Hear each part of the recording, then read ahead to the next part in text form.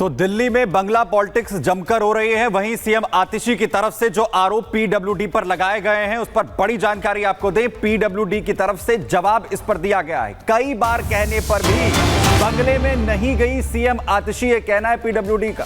Shift ना होने पर नियमों के तहत जो आवंटन है वो यहां पर किया गया। और बड़ी जानकारी है कि अब पीडब्ल्यूडी इस पर जो आरोप लगे उस पर जवाब यहां पर दे रहा है। आवंटन के 5 दिनों के भीतर शिफ्ट होना होता है और शिफ्ट ना होने पर स्वतः जो बंगला आवंटन है वो रद्द हो जाता है। तो कई बार कहने पर भी बंगले में नहीं गई सीएम आतिशी, ये पीडब्ल्यूडी की तरफ से अब दावा किया जा रहा है। उन्हें बंगला अलॉट किया गया था लेकिन इसके बावजूद भी वो बंगले में नहीं गई और 5 दिनों के भीतर जो आवंटन है उसमें शिफ्ट होना होता है, ये पीडब्ल्यूडी का कहना है। और सीधे रुक करेंगे अपने 2 सहयोगियों का, हमारे साथ जुड़ रहे हैं दिल्ली से गणेश और काजल। सीधे रुक करेंगे सहयोगी काजल का। काजल, जिस तरीके से चुनाव के वक्त बंगले पर बवाल मचा हुआ है, हालांकि दावे अपने अपने हैं, पीडब्ल्यूडी की ओर से भी सफाई सामने आ गई है, लेकिन ये जो विवाद है गर्माता ही जा रहा है।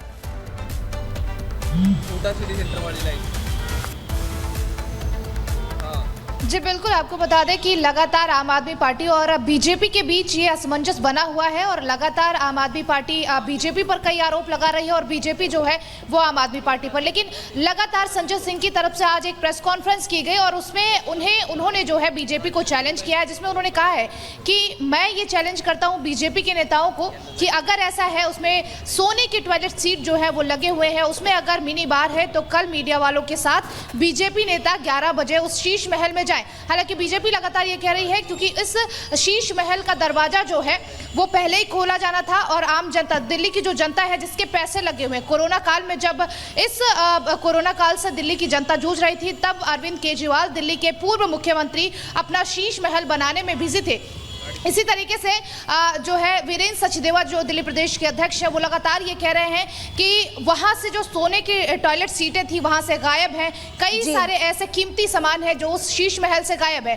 और लगातार जो है संजय सिंह की तरफ से भी कहा जा रहा है कि अब उन्होंने चैलेंज कर दिया है कि बीजेपी के नेताओं में अगर हिम्मत है तो कल मीडिया वालों के साथ जाए और ये जो झूठ फैला रहे हैं वो लोगों के सामने और दिल्ली की जनता के सामने आना ही चाहिए। तो लगातार वार पलटवार जो है वो दोनों के बीच देखने को मिल रहा है। लेकिन कल का दिन कहीं ना कहीं खास भी है कि आखिर बीजेपी के नेताओं का इस पर क्या रिएक्शन होता है और आम आदमी पार्टी का इस पर फिर से क्या स्टैंड होता है। इसी तरीके से अगर बात करें आतिशी मारलेना जो कि मुख्यमंत्री दिल्ली की है, उनकी तरफ से, उनके लिए भी वीरेंद्र सचदेवा की तरफ से ये कहा गया कि जब उन्हें विदिन अ वीक ये बोला गया कि आप शिफ्ट हो जाइए शीश महल में, तब उन्होंने इनकार कर दिया।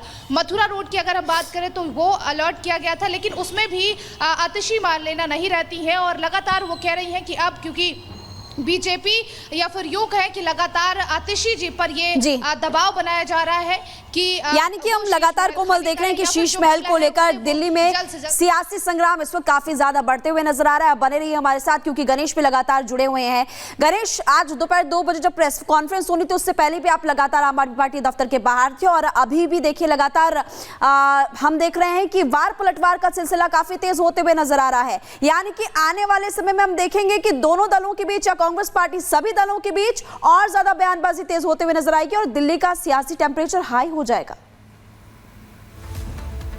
देखिए महिमा, आपने कहा ना दिल्ली का सियासी टेम्परेचर हाई हो जाएगा। सही कहा, मौसम बेशक सर्द है लेकिन सियासी टेम्परेचर अब हाई होने का है क्योंकि देखिए चुनाव की तारीख तो घोषित कर दी गई है लेकिन आरोप प्रत्यारोप का दौर है वो खत्म होने का नाम नहीं ले रहा। आज खुद दिल्ली के मुख्यमंत्री और सांसद संजय सिंह, मंत्री सौरभ भद्दा जो पहुंचते हैं, जिस पर आतिशी सिंह का कहना होता है कि उनके जो आवास है उनको उन्हें खाली करा दिया गया, 3 महीने में दूसरी बार खाली कराया गया। तो उसी को लेकर अब आम आदमी पार्टी के जो सांसद संजय सिंह है उन्होंने चुनौती दी है और कहा है कि कल हम सभी नेता, सभी विधायक जाएंगे और देखने के लिए कि कहां पर वो टॉयलेट है, सोने का टॉयलेट कहां पर है, वो स्विमिंग पूल कहां पर है, हम सब वो देखने जाएंगे। और कल पूरी तरीके से चेतावनी भी दी है कि चले हमारे साथ, हम भी देखें कि जिस तरीके से बीजेपी वो बातें कर रही है, वो स्विमिंग पूल की बात कर रही है, वो कहां है, हम भी तो देख लें जरा। और उसके बाद उन्होंने तो पूरी तरह से जो जमकर राजनीति है वो बंगला पॉलिटिक्स हो या फिर शीश महल पॉलिटिक्स हो, इस पर जमकर होती हुई नजर आ रही है। और वहीं संजय सिंह की तरफ से प्रेस कॉन्फ्रेंस की गई जिसमें उनकी तरफ से यह कहा गया है कि वो पहले जाएंगे शीश महल जिसका दावा हो रहा है, यानी कि सीएम का आवास देखने, और उसके बाद जाएंगे पीएम आवास में। वहां यह दिखाने की कोशिश होगी कि आखिर किसके राजशाही ठाट बाट हैं, जिस पर कैसे सियासत जो है वो जमकर हो रही है। प्रेस कॉन्फ्रेंस संजय सिंह ने की, सुनवाते हैं आपको। भारतीय झूठा पार्टी के लोगों, मैं चाहता हूं पूरे दिल्ली और देश के सामने तुम्हारा झूठ उजागर हो। पूरी दिल्ली और देश के लोगों को पता चले कि दिन रात तुम मुख्यमंत्री आवास के बारे में झूठ बोलते हो। हमें दिखाओ स्विमिंग पूल कहां है, हमें दिखाओ मिनी बार कहां है, हमें दिखाओ सोने का टॉयलेट कहां है। हम चाहते हैं देश की मीडिया को भी पता चलना चाहिए और दिल्ली की एक एक जनता को पता चलना चाहिए। और मैं चुनौती देता हूं, कल 11 बजे मीडिया वालों के साथ चलकर इस बात का फैसला हो कि एक तरफ दिल्ली के मुख्यमंत्री का आवास है जिसके बारे में दुष्प्रचार और झूठा प्रचार भारतीय जनता पार्टी कर रही है, और इसी दिल्ली में देश के राजा नरेंद्र मोदी का राजमहल है। और चलिए खबरों में आगे बढ़ते हैं, बात करेंगे संभल की। संभल में बन रही पुलिस चौकी पर सियासत कर रहे विपक्ष को एक बड़ा झटका लग गया है। जिस जमीन पर जिस खालिद की तरफ से दावे की बात कही गई थी, आज उसी ने संभल पुलिस को एफिडेविट देकर यह साफ कर दिया कि सरकारी जमीन है और उनका इससे कोई लेना देना नहीं है। पूरी खबर आप इस रिपोर्ट के जरिए देखिए।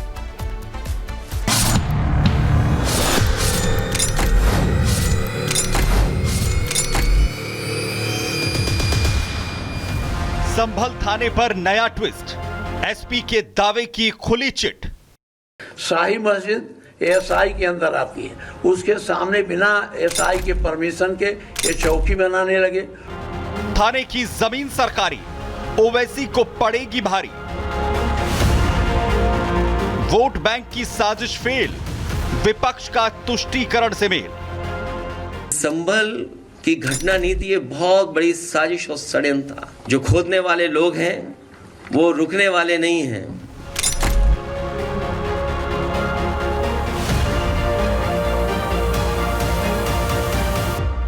संभल पर विपक्ष लाव लश्कर के साथ सियासत करने में जुटा है और उसमें अखिलेश यादव के तो क्या कहने।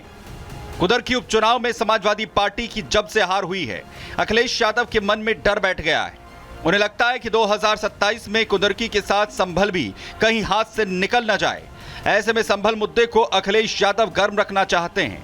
यही वजह है कि कभी अखिलेश का प्रतिनिधिमंडल संभल जाता है तो कभी सर्वे पर सवाल उठाते हैं, तो कभी शाही मस्जिद के करीब बनने वाले थाने पर आपत्ति जताते हैं।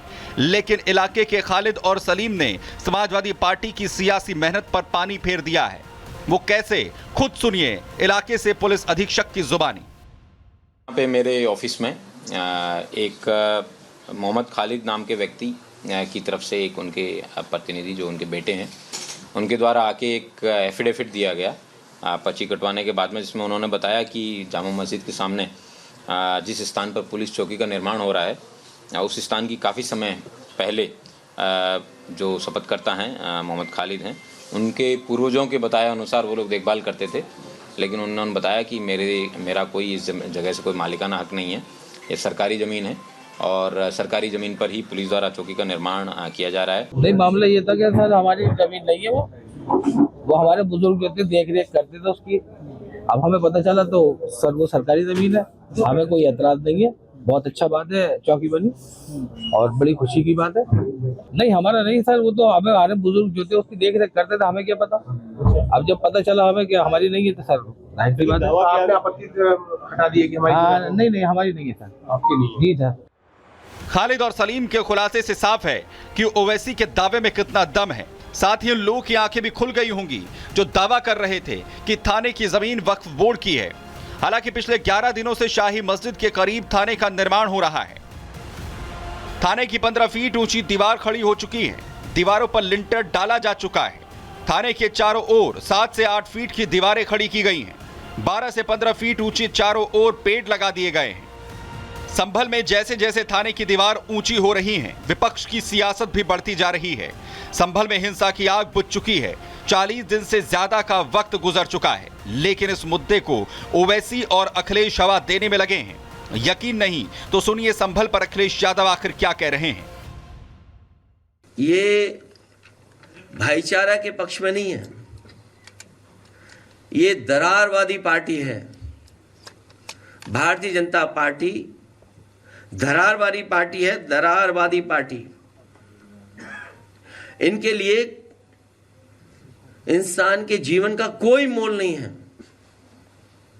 क्योंकि उसी से वो राजनीति करना चाहते हैं, उसी से राजनीतिक लाभ लेना चाहते हैं। ये भारतीय जनता पार्टी ने एक सुनियोजित ढंग से एक तरह का दंगा कराकर हिंदू और मुस्लिम के बीच में काफी खाई पैदा करने की कोशिश की है, और यह सरकार सांप्रदायिक तनाव पैदा करके अपनी राजनीतिक रोटी सेकना चाहती है। दूसरी तरफ बावड़ी को लेकर भी बवाल मचा हुआ है। हालांकि पिछले 5 दिनों से बावड़ी की खुदाई रुकी हुई है। बावड़ी स्थल के आसपास सुरक्षा व्यवस्था सख्त कर दी गई है। संभल के चंदौसी के लक्ष्मणगंज इलाके में बावड़ी की खुदाई का 18वां दिन है, लेकिन बावड़ी की खुदाई जिस रफ्तार से चलनी चाहिए थी वो फिलहाल अब धीमी पड़ चुकी है। वजह साफ है, क्योंकि जो इमारत है नीचे काफी क्षतिग्रस्त है और इसलिए पिछले 5 से 6 दिनों से मजदूर केवल यहां से मिट्टी हटाने की प्रक्रिया देखिए कर रहे हैं। आप तस्वीरें आप देख रहे हैं, बावड़ी को जल्द से जल्द खाली किया जाए ताकि जो आगे की प्रक्रिया है कैसे उसको यहाँ पर बेहतर तरीके से शुरू किया जाए। हालांकि एएसआई और कल के दिन जब पर्यावरण विभाग की टीम पहुंची थी तो उन्होंने इस बारे में भी चर्चा किया। जो अंदर से गैस निकल रही है उसकी भी जांच अब की जा रही है, क्योंकि अंदर से जो लगातार कार्बन मोनोऑक्साइड का रिसाव हुआ वो भी यहाँ पर खतरे से खाली नहीं बताया गया। जो यहाँ पर देखिए मलबा आप देख पा रहे थे 2 दिन पहले, अब फिलहाल देखिए उसको यहाँ से हटा दिया गया है। मजदूर यहाँ से मिट्टी हटाने का काम लगातार कर रहे हैं। इस मलबे को यहाँ से हटाया गया ताकि बावड़ी का जो स्वरूप है, जो ढांचा है, एकदम साफ सुथरा बेहतर आपको दिखाई दे। यहाँ से भी अब आगे मलबा हटाने का ही काम किया जाएगा। बावड़ी के ऊपर की बात करें चाहे अंदर की हम बात करें, यहाँ पर जो भी मलबा है अब कुछ दिनों तक इसी को हटाने का काम किया जाएगा, क्योंकि एएसआई ने यहाँ पर खुदाई को पूरी तरह से रोक दिया है ताकि कोई अनहोनी यहाँ पर घटना ना हो जाए, किसी मजदूर की यहाँ पर जान न चली जाए। उस बारे में भी लगातार ख्याल यहाँ पर रखा जा रहा है। संभल में हर दिन सनातन के सबूत मिल रहे हैं, जिससे कट्टरपंथियों का दिल घबराने लगा है। ऐसे में सवाल यह है कि आखिरकार किसने सनातन के सबूतों को मिटाने की कोशिश की। Bureau report, Republic Bharat.